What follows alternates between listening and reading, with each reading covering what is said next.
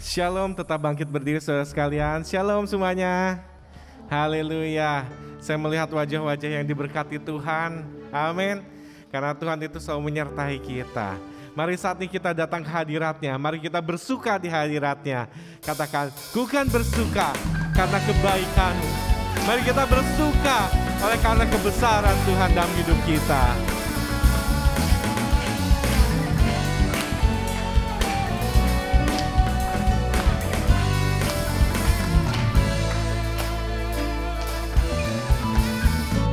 Bersuka karena kebaikan-Mu, dalam hadirat Tuhan ku akan bersuka, ku kan bernyanyi kepujian kebesaran-Mu, dan hatiku bersuka karena Tuhan. Ku kan bersuka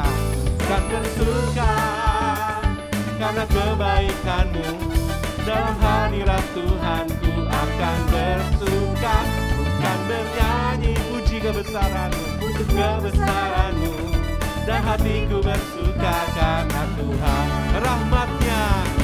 Rahmat-Nya baru bagiku setiap hari, anugerah-Nya limpah bagiku. Oh, Dia ganti duka dengan sukacita, dan kain kabungku digantikan tarian haleluya, dan hatiku bersuka. Haleluya.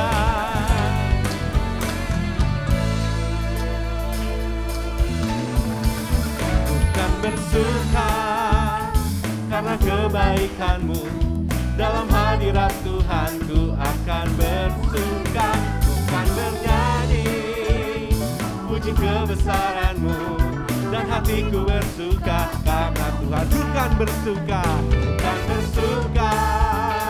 karena kebaikan-Mu, dalam hadirat Tuhan ku akan bersuka, bukan bernyanyi puji kebesaran-Mu, dan hatiku bersuka karena Tuhan.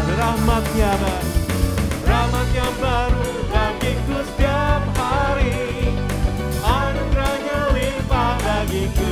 Oh, Dia ganti duka dengan sukacita, dan kain kabungku digantikan tarian haleluya, dan hatiku bersuka. Rahmat-Nya baru bagiku setiap hari, anugerah-Nya limpah bagiku. Oh, Dia ganti duka dengan sukacita, dan kain kabungku digantikan tarian haleluya, dan hatiku bersuka.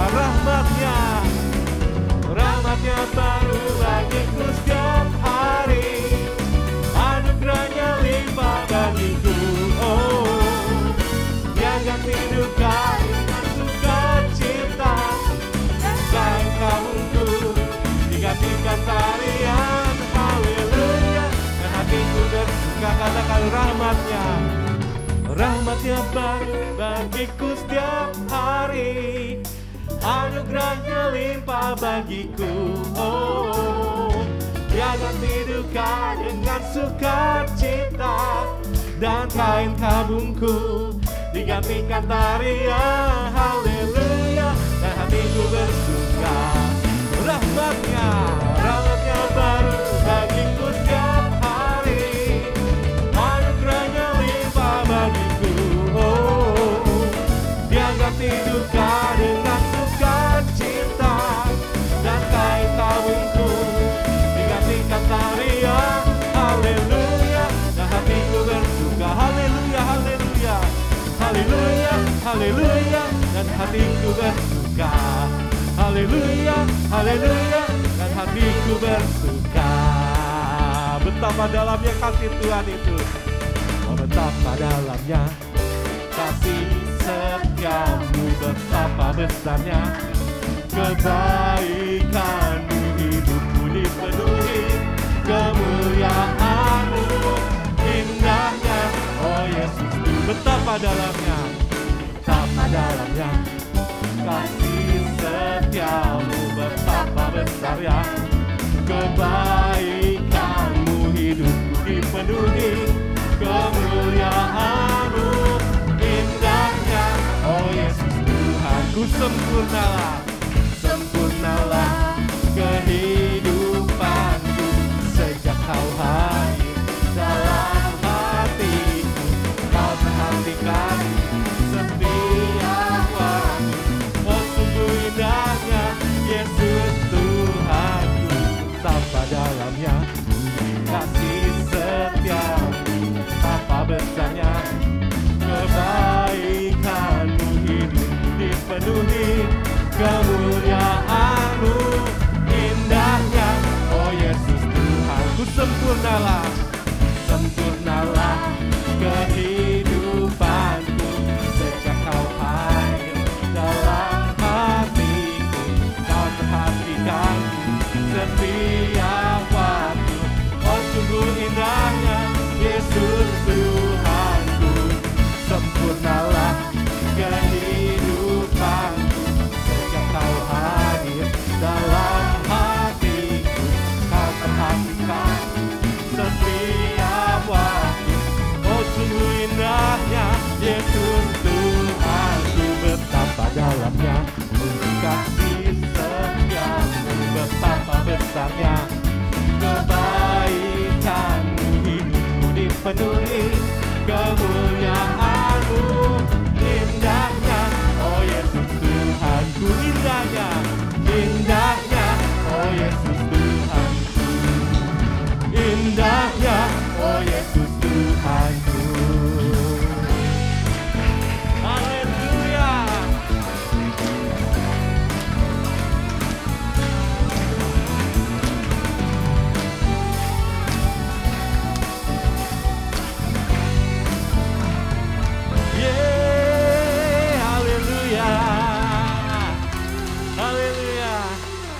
Silakan duduk saudara sekalian.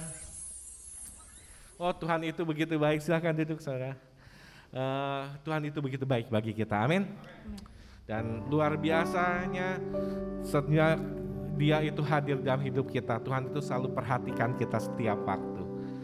Nah karena Tuhan itu perhatikan kita setiap waktu, maka di dalam setiap waktu itulah kita seharusnya hidup menyenangkan hati Tuhan, amin. Dan bilang sama Tuhan, Tuhan ini kerinduan saya. Ya Tuhan ini kerinduan kami. Kami rindu untuk menyenangkan-Mu di dalam setiap aspek kehidupan kami. Setiap detik, setiap menit, setiap jam kehidupan kami. Kami mau menyenangkan-Mu Tuhan. Haleluya. Tuhan, ku mau menyenangkan-Mu.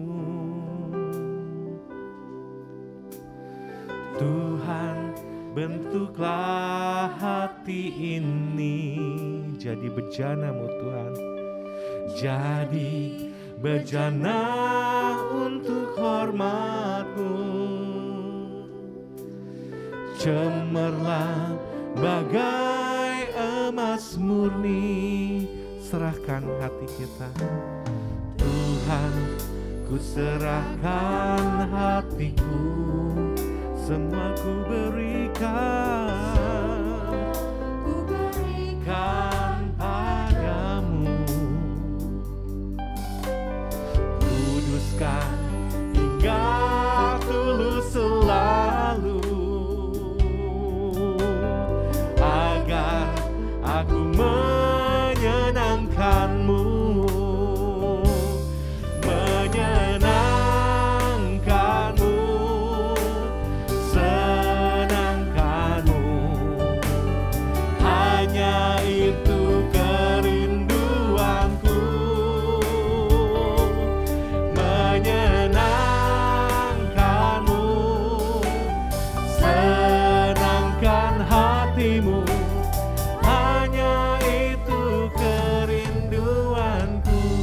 Yang wanita saja katakan, Tuhanku mau menyenangkan-Mu.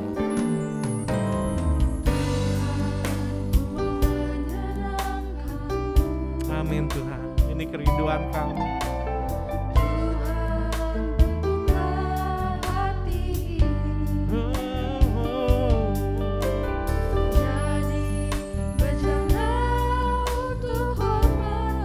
Menjadi cemerlang Tuhan,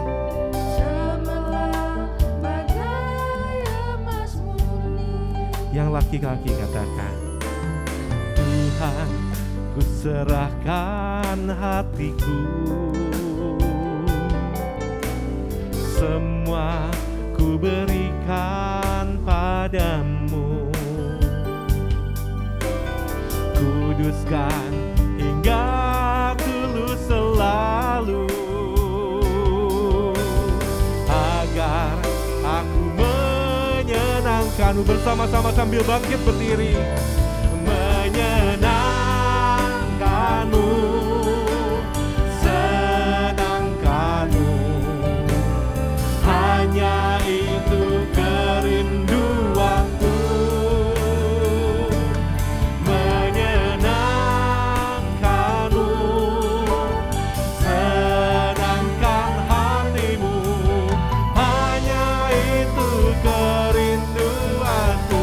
Menyenangkanmu, menyenangkanmu, senangkanmu, ini kerinduan kami Tuhan.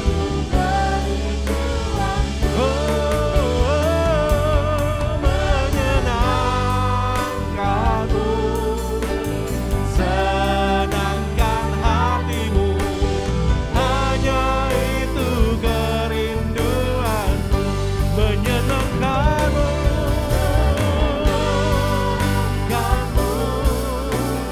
senangkanmu, hanya itu kerinduanku. Menyenangkanmu, senangkan hatimu, hanya itu kerinduanku. Hanya itu Tuhan, hanya itu kerinduanku. Inilah kerinduan kami Tuhan, hanya itu kerinduanku.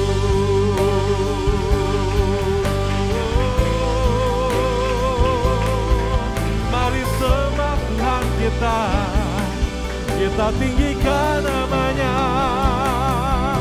Haleluya, kami mencari-Mu Tuhan, kami mau menyenangkan-Mu. Haleluya,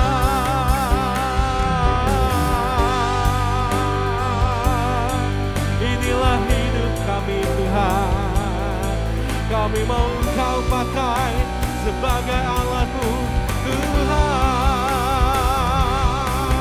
Sempurnakan kami Tuhan, agar kami menyenangkan-Mu Tuhan. Haleluya, haleluya,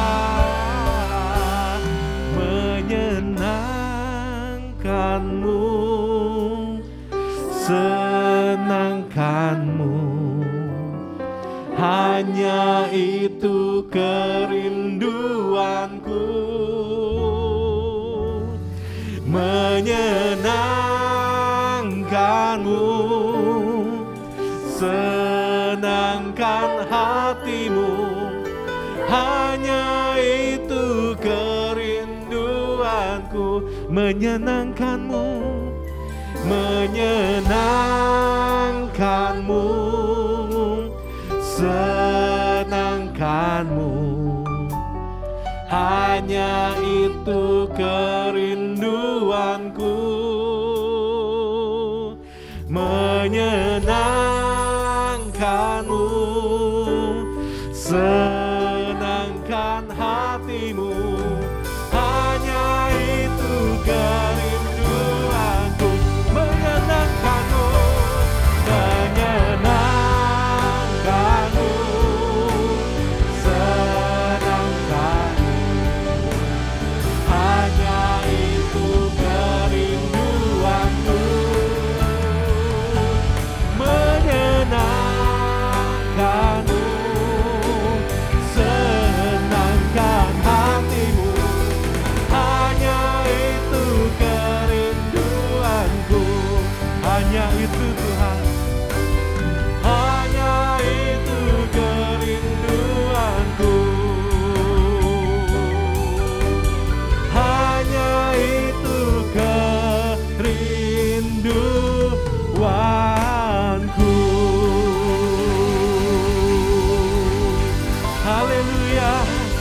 Haleluya.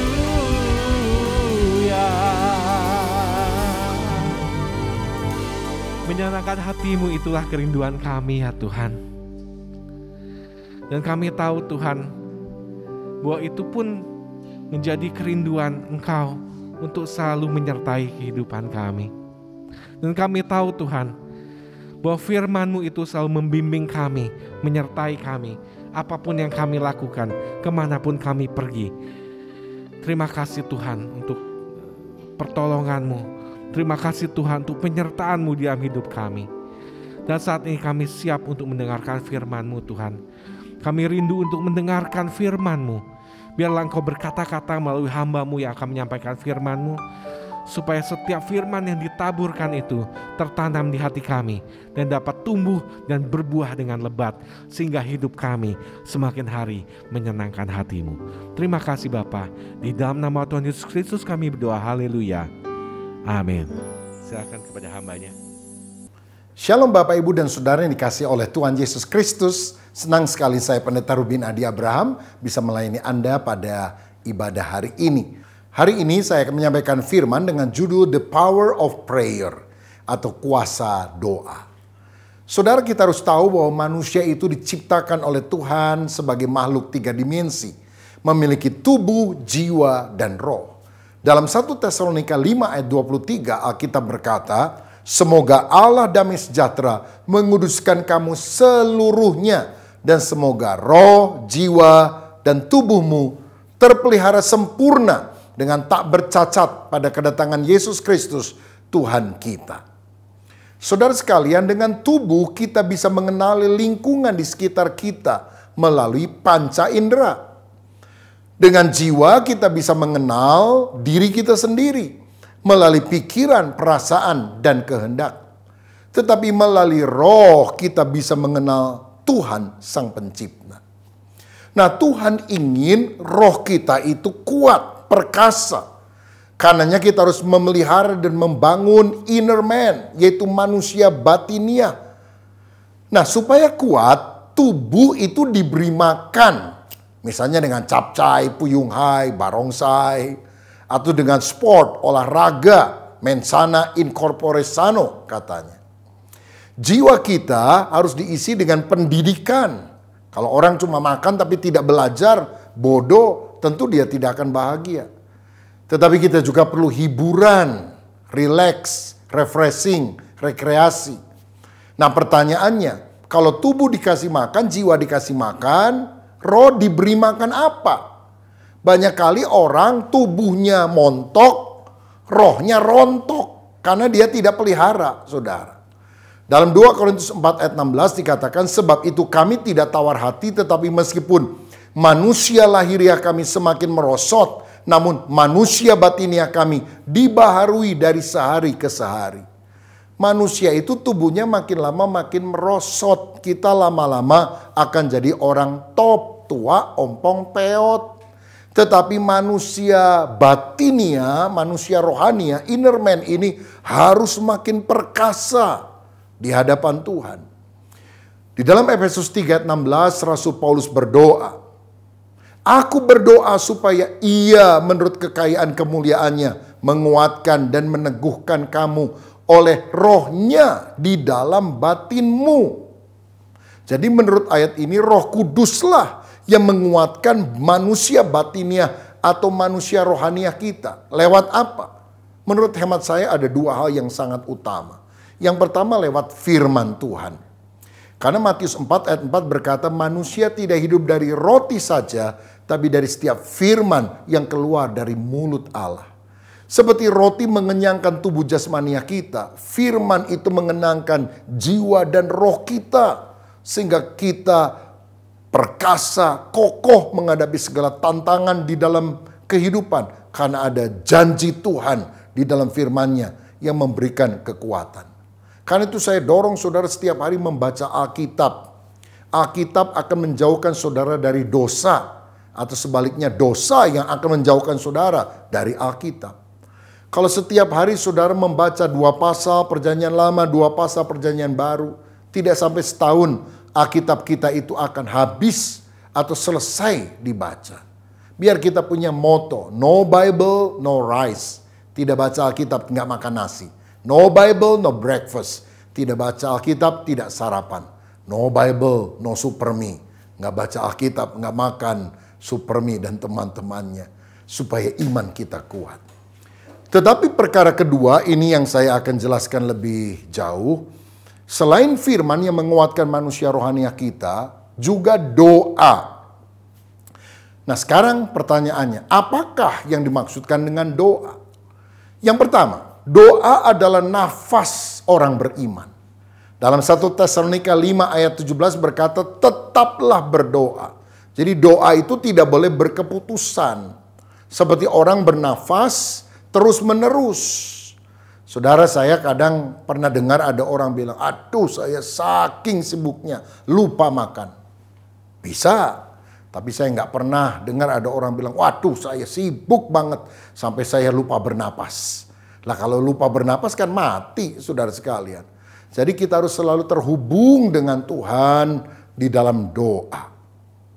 Yang kedua, apakah yang dimaksudkan dengan doa? Doa adalah komunikasi dengan Tuhan. Ini adalah percakapan antara dua orang sahabat, di mana keduanya saling mengutarakan isi hatinya, berdialog, bukan monolog. Kadang-kadang kalau kita doa cuma nyerocos saja. Tuhan, ini permohonan saya. Amin. Tuhan mau jawab, kitanya udah ngilang, saudara sekalian. Padahal doa itu adalah dialog.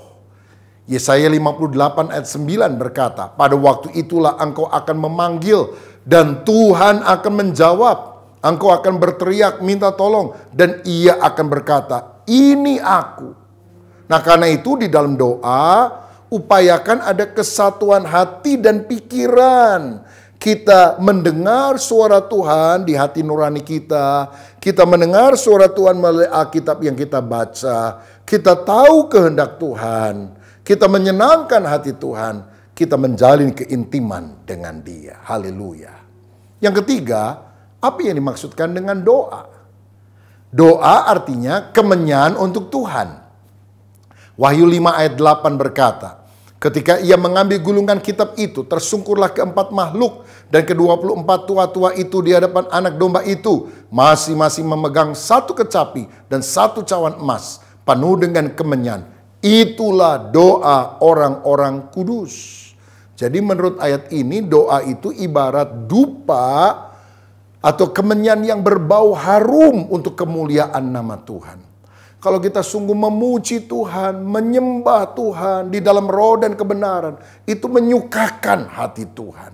Karenanya doa jangan sekedar ritualitas, hanya formalitas, tapi sungguh-sungguh harus mengalir dari hati yang paling dalam. Nah, jika kita sungguh-sungguh memahami makna doa dan melakukan dengan serius dalam kehidupan kita, apa yang akan dihasilkan oleh doa? Ada 3 hal yang saya juga mau bagikan. Yang pertama, doa memberikan kemenangan atas musuh.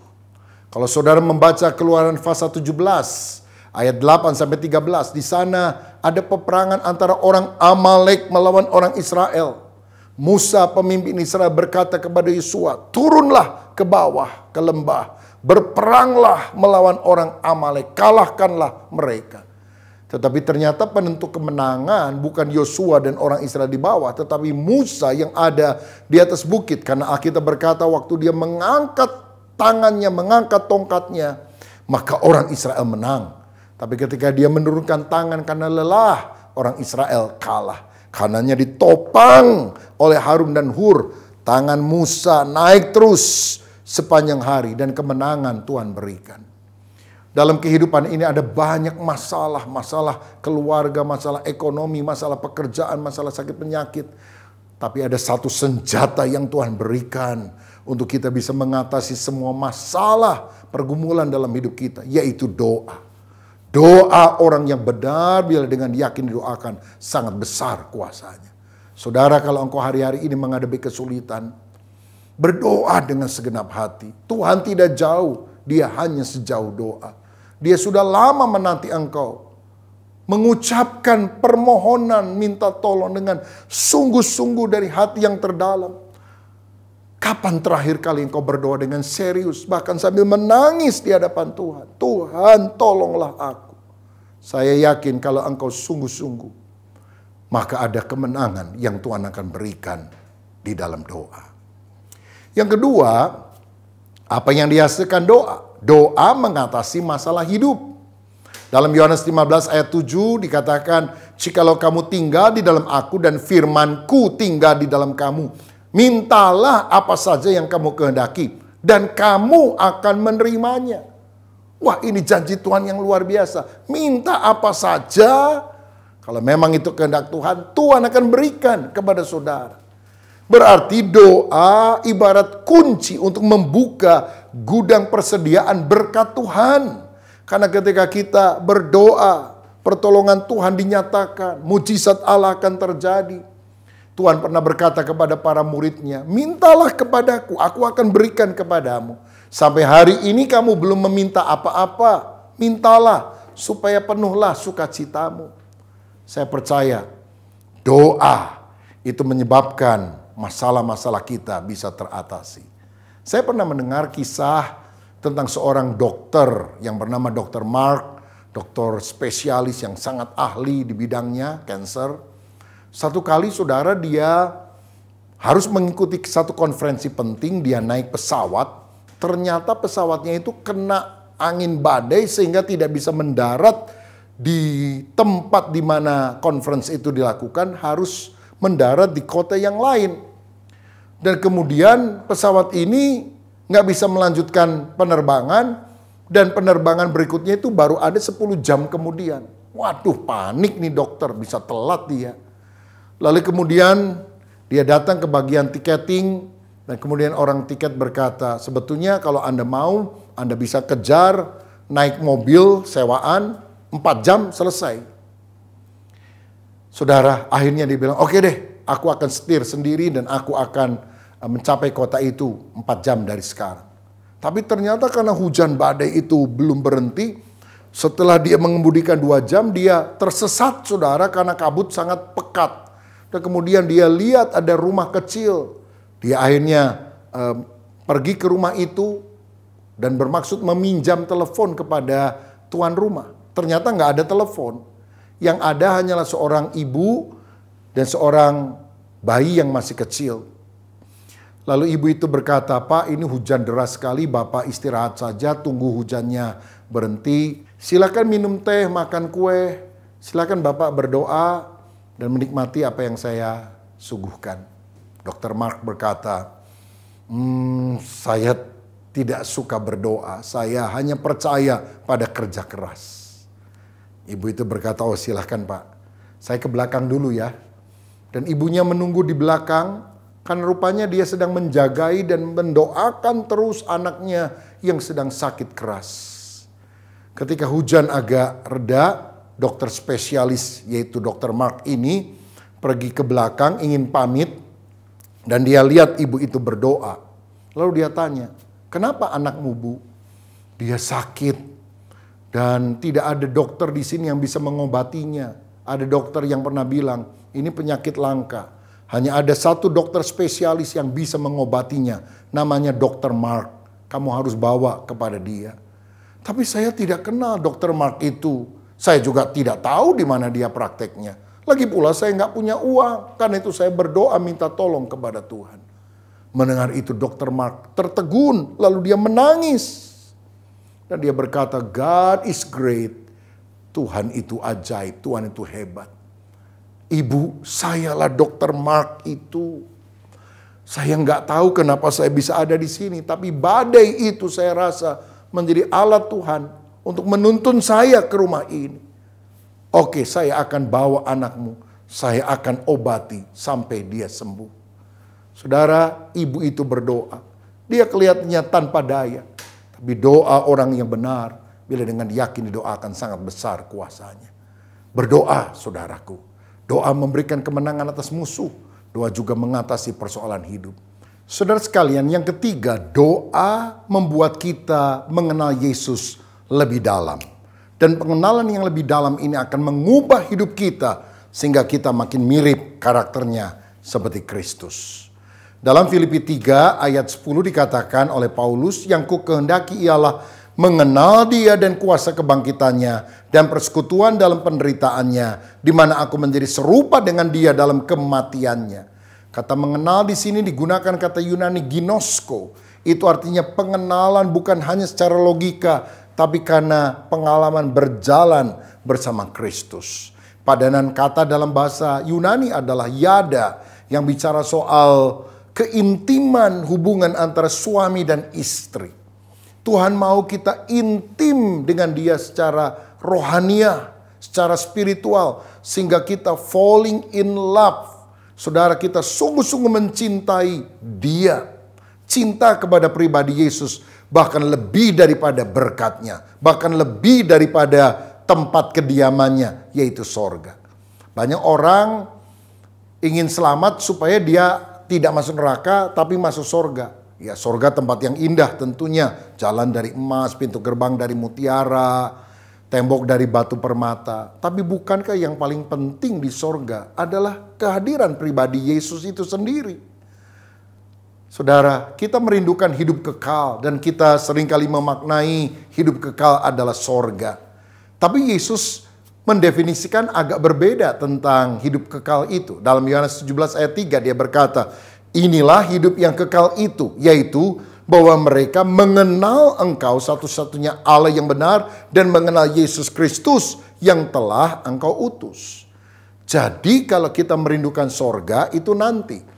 Tetapi kalau hidup kekal adalah pengenalan yang makin intim dengan Kristus. Mulai sekarang kita harus makin mengenal dia. Di dalam apa? Tentu di dalam doa. Doa membuat kita lebih mengenal Yesus. Haleluya. Nah, pada bagian terakhir saya akan menjelaskan tentang contoh doa. Saya akan ambil dari doa yang sangat terkenal di dalam Alkitab yang diajarkan oleh Tuhan Yesus sendiri, yaitu doa Bapa Kami. Dalam Matius 6 ayat 9-13, firman Allah berkata, Bapa kami yang di sorga, dikuduskanlah namamu, datanglah kerajaanmu, jadilah kehendakmu di bumi seperti di sorga. Berikanlah kami pada hari ini makanan kami yang secukupnya, dan ampunilah kami akan kesalahan kami, seperti kami juga mengampuni orang yang bersalah kepada kami. Dan janganlah membawa kami ke dalam pencobaan, tetapi lepaskanlah kami daripada yang jahat. Karena engkaulah yang mempunyai kerajaan dan kuasa dan kemuliaan sampai selama-lamanya. Nah, saudara-saudara, ada 4 permintaan yang kita perlu lakukan di dalam doa. Yang pertama, kita perlu meminta agar kita hidup memuliakan Tuhan. Itu yang tadi dicatat di ayat 9 dan 10. Bapa kami yang di sorga, dikuduskanlah namamu, datanglah kerajaanmu, jadilah kehendakmu di bumi seperti di sorga. Artinya, melalui kehidupan kita, nama Tuhan harus dikuduskan, dimuliakan, kehendaknya ditaati di dalam kehidupan kita. Berarti doa bukan upaya supaya Tuhan mengikuti keinginan kita, tapi kita justru mengikuti keinginan Tuhan. Nah, salah satu keinginan Tuhan yang utama adalah supaya kita percaya kepada Yesus Kristus. Sehingga kita diselamatkan dan menjadi anaknya yang bisa memanggil Allah sebagai Bapa. Bukankah Yohanes 1 ayat 12 berkata, barang siapa menerima Kristus, diberinya kuasa untuk menjadi anak-anak Allah. Saudara, kalau kita bisa memanggil Tuhan sebagai Bapa, itu adalah relasi yang sangat akrab, sangat intim. Tuhan mau kita selalu bergantung kepada Dia, mengutamakan Dia. Matius 6 ayat 33 berkata, tetapi carilah dahulu kerajaan Allah dan kebenarannya, maka semuanya itu akan ditambahkan kepadamu. Saudara, mari kita memuliakan Tuhan dan punya relasi ketergantungan yang akrab dengan Tuhan. Itulah hal utama yang kita harus minta. Saudara sekalian, tahukah saudara ketika Allah menciptakan ikan, Dia berkata kepada air, berkeriapanlah makhluk hidup di dalam, maka ikan itu jadi. Ketika Tuhan menciptakan pohon, Ia bicara kepada tanah, biarlah bumi mengeluarkan tumbuhan dan pohon. Ketika Dia menciptakan manusia, Ia berkata kepada dirinya, marilah kita menjadikan manusia menurut gambar dan rupa kita. Bila kita mengeluarkan ikan dari air, maka ikan akan mati. Bila kita mencabut pohon dari tanah, maka pohon akan mati. Begitu juga bila manusia dicabut, diputus hubungannya dari Allah, sumber hidupnya, maka dia akan mati. Karena air adalah lingkungan dan kehidupan bagi ikan. Tanah adalah lingkungan dan kehidupan bagi pohon. Begitu juga Allah dan hadiratnya adalah lingkungan dan kehidupan bagi manusia. Kita manusia tidak bisa dipisahkan dari Allah. Air tanpa ikan tetap air, tapi ikan tanpa air mati. Tanah tanpa pohon tetap tanah, tapi pohon tanpa tanah mati. Tuhan tanpa kita manusia, dia tetap Tuhan. Tapi manusia tanpa Tuhan akan mati. Mati secara rohani, putus hubungan persekutuan dengan Allah, dan mati secara jasmani, bahkan mati kekal, masuk ke dalam penghukuman neraka. Itu sebabnya Tuhan ingin agar kita berdoa, supaya kita selalu hidup di dalam hadiratnya, memuliakan Dia. Yang kedua, selain hidup memuliakan Tuhan, kita juga harus minta supaya kita hidup dalam berkat Tuhan. Ayat 11 berkata, berikanlah kami pada hari ini makanan kami yang secukupnya. Saudara sekalian, Allah itu memperhatikan kebutuhan kita, anak-anaknya. Karena itu kita perlu berdoa minta berkat kepada Bapa. Karena Dia adalah sumber berkat dan segalanya. Dia adalah Yehovah Jireh, Allah yang menyediakan segala kebutuhan kita. Karena itu jangan kita khawatir, bahkan di masa pandemi ini Tuhan tetap memelihara kita. Orang Israel berjalan 40 tahun di padang pasir, tidak bisa bercocok tanam. Tapi 40 tahun Tuhan memelihara mereka dengan mana, roti dari sorga. Ketika 3,5 tahun kelaparan, kekeringan terjadi di Israel, Tuhan memelihara hambanya Nabi Elia di tepi satu sungai yang kecil, sungai Kerit. Dan setiap pagi dan petang burung datang membawa dia makanan, yaitu roti dan daging. Tuhan Yesus sendiri pernah berkata, burung di udara Tuhan pelihara, apalagi kamu orang percaya. Bukankah kita lebih berharga daripada burung? Percayalah, Tuhan adalah sumber berkat-Mu. Karena itu saudara perlu berdoa, berikanlah kami makanan kami yang secukupnya. Ini juga mengajarkan kita tidak boleh serakah, tidak boleh menimbun. Karena yang kita perlu minta bukan berkat yang sebanyak-banyaknya, tetapi yang secukupnya. Bahkan kita harus belajar memberi. Berikanlah kami, bukan berikanlah saya. Orang kadang sekarang ini makin kaya, malah makin serakah, saudara. Kalau lagi miskin doanya begini, apa makan ya saya hari ini? Kalau ada duit, makan apa ya saya hari ini? Tambah kaya, makan di mana ya saya hari ini? Tambah kaya, makan siapa ya saya hari ini? Waduh, saudara, makin kaya makin serakah. Tapi Tuhan mengajar kita, berikanlah kami. Yang perlu makan bukan cuma saya, tapi kami, artinya ada orang lain yang harus saya berkati juga. Saudara, itulah doa supaya kita memiliki kehidupan yang melimpah. Orang yang melimpah bukan berarti punya rumah 5, punya mobil 10. Tapi orang yang limpah itu merasa cukup atas berkat Tuhan dan suka memberi orang lain. Perhatikan keluargamu yang berkekurangan. Perhatikan temanmu orang lain yang mengalami kesusahan atau bahkan sakit penyakit hari-hari ini. Dan belajar membantu mereka. Sekecil apapun bantuan saudara, itu adalah bagian dari mewujudkan doa Yesus supaya kita bisa jadi berkat bagi banyak orang. Di dalam doa kita perlu minta supaya kita hidup dalam pengampunan. Karena firman-Nya tadi di ayat 12 berkata, dan ampunilah kami akan kesalahan kami, seperti kami juga mengampuni orang yang bersalah kepada kami. Saudara, kita harus mengampuni orang lain. Karena Allah lah yang pertama-tama telah mengampuni kita. Dalam Matius 18, Tuhan pernah memberikan sebuah perumpamaan. Ada seorang hamba yang punya hutang 10.000 talenta kepada raja dan gak bisa bayar. Tapi karena raja itu sangat mengasihi umatnya, maka dia menganggap hutang itu lunas, saudara. Pada 10.000 talenta itu jumlah yang sangat besar. Karena zaman itu Upah orang kerja sehari 1 dinar.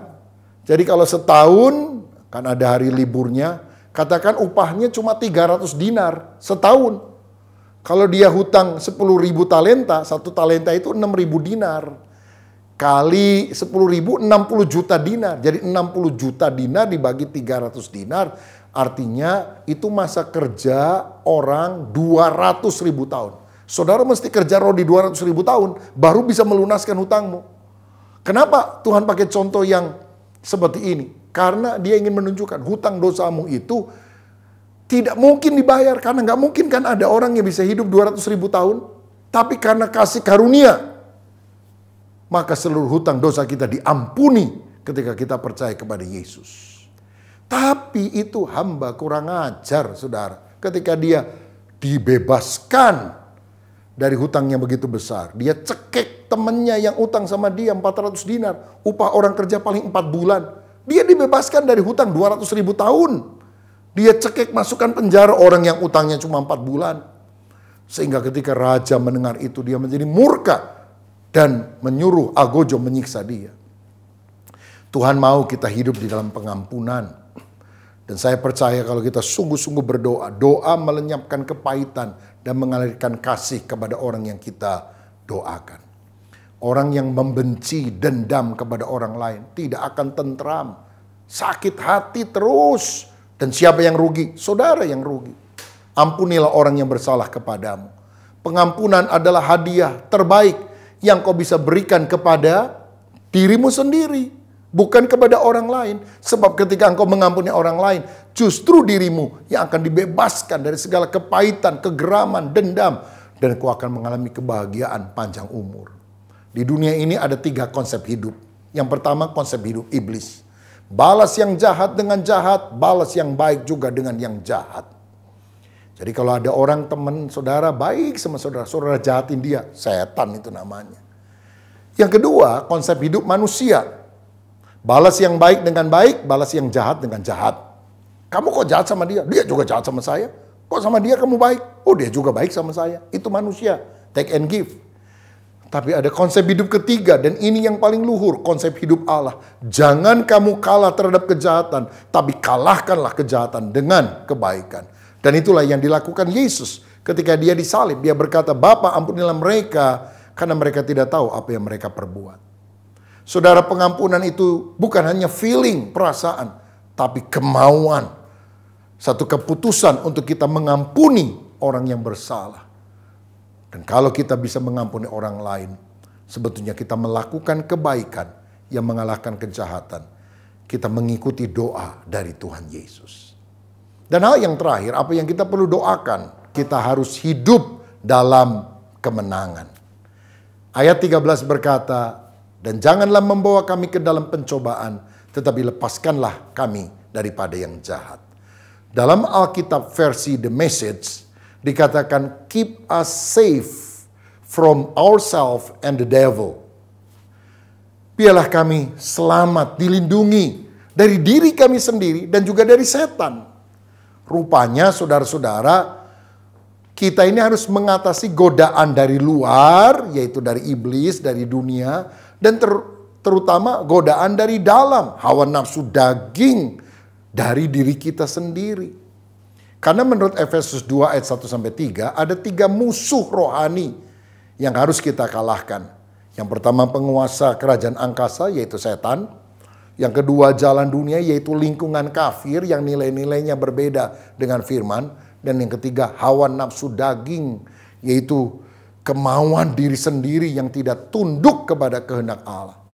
Dan dalam 1 Yohanes 2 ayat 16-17 hawa nafsu daging itu dijabarkan juga di dalam 3 hal. Yang pertama adalah keinginan daging. Yang kedua, keinginan mata. Dan yang ketiga adalah keangkuhan hidup. Contohnya, Yesus pernah digoda dalam 3 hal ini. Keinginan daging. Setelah puasa, setan berkata, ubah batu jadi roti. Tapi Tuhan mengalahkan godaan iblis dengan kalimat apa? Ada tertulis, manusia tidak hidup dari roti saja, tapi dari setiap firman yang keluar dari mulut Allah. Yang kedua, godaan keinginan mata. Setan menunjukkan seluruh harta dunia. Aku akan berikan kepadamu, asal engkau sujud menyembah aku. Tapi Yesus menang karena apa? Dia berkata, ada tertulis, hanya Allah saja yang engkau harus sembah. Dan yang ketiga, keangkuhan hidup, kesombongan. Jatuhkanlah dirimu dari bait Allah, maka malaikat akan menatang engkau. Dan orang akan kagum ketika engkau lompat tapi tidak mati. Dan orang akan teriak, Superman. Tapi Yesus berkata apa? Ada tertulis, jangan engkau mencobai Tuhan Allahmu. Jadi hidup kita ini harus penuh dengan firman. Sehingga ketika ada godaan, itu orang jelek-jelekin kamu, hajar dia. Kita bilang, ada tertulis. Tapi kita mesti tahu apa yang tertulis. Kalau kita nggak tahu, ada tertulis. Cuma gitu doang. Lalu setan tanya, apa yang tertulis? Kita bingung. Digetok sama setan, saudara. Tapi kalau kita bilang, ada tertulis, kasihlah musuhmu. Berdoalah untuk orang yang menganiaya kamu. Setannya kabur. Karena itu, mari kita berdoa setiap hari. Minta diberi kekuatan oleh Tuhan. Karena kita mengenal firman. Jadi supaya manusia roh kita kuat, kita harus kasih makan firman, tapi juga doa. Karena Matius 26 ayat 41 sebagai ayat penutup, Yesus pernah berkata, berjaga-jagalah dan berdoalah supaya kamu jangan jatuh ke dalam pencobaan. Roh memang penurut tetapi daging lemah.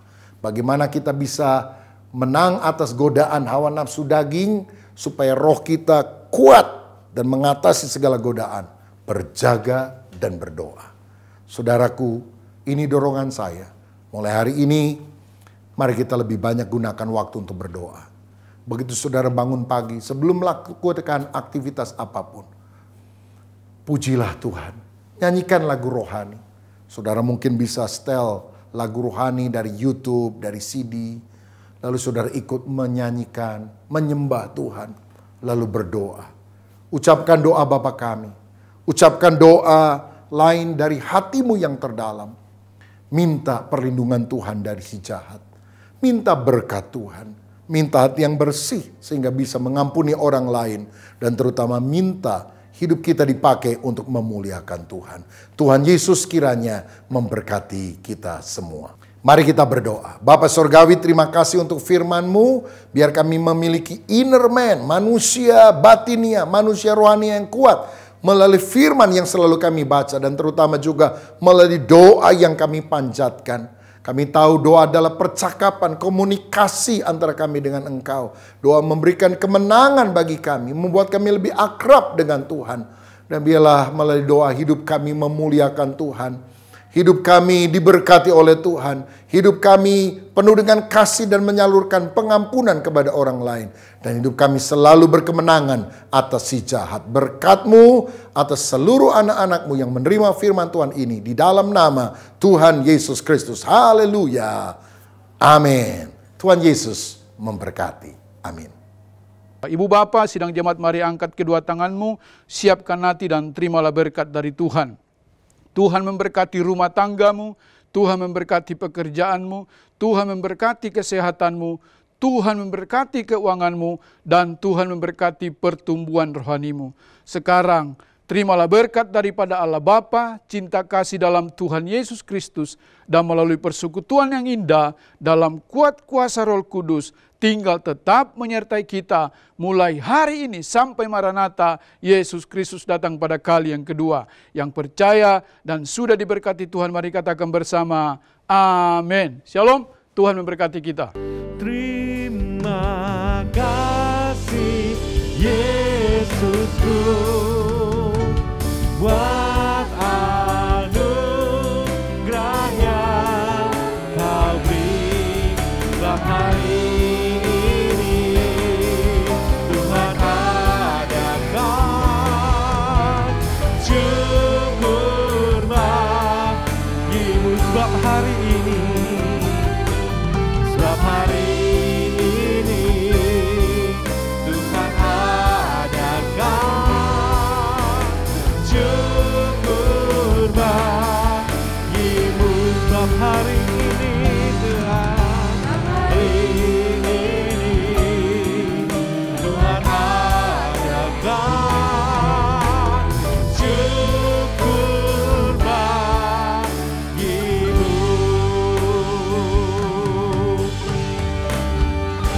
Selamat memulai minggu yang baru. Tuhan Yesus Kristus memberkati kita semua.